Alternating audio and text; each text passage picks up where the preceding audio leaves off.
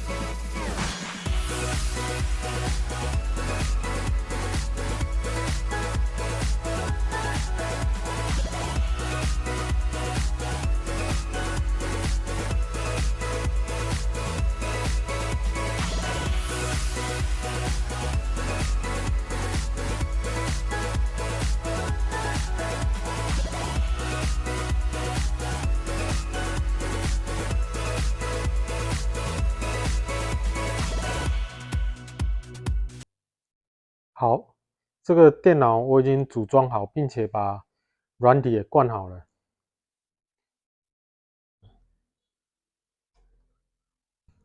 我们来看一下这个电脑，它这个风扇，这个炫彩的这么大的风扇总共有几个？1、2、3、4个而已吗？不对哦，上面还有2个，5、6。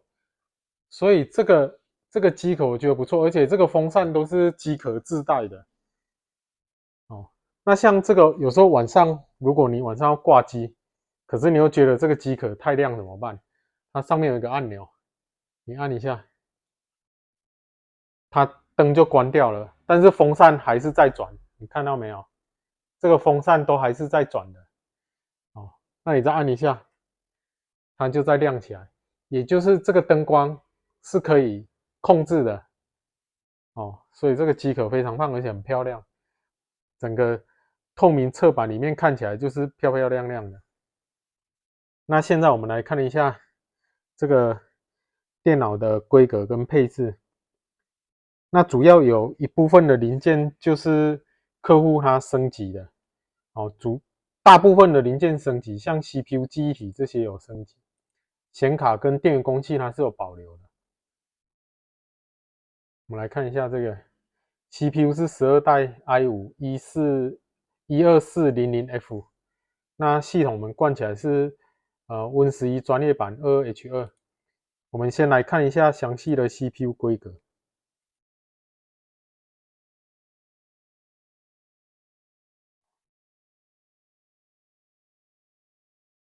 好，这个 CPU 它时脉 2.5， 但是实际上我把效能调成高效能之后，时脉可以到 4GHz 所以它这个速度的提升有非常非常的巨大。核心6，逻辑处理器12，L1 快取 480KB L2 快取 7.5MB L3 快取 18MB。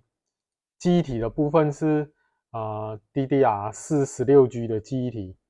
那硬碟有2颗，一颗是 WD 1TB 传统硬碟，另外一颗是 1TB 的512GB 512GB 的固态硬碟。显卡 NVIDIA GTX 1050 Ti。显示的记忆体显示记忆体是这边 4GB， 专用记忆体是 4G。那这种规格其实组起来价格其实是还算蛮便宜的。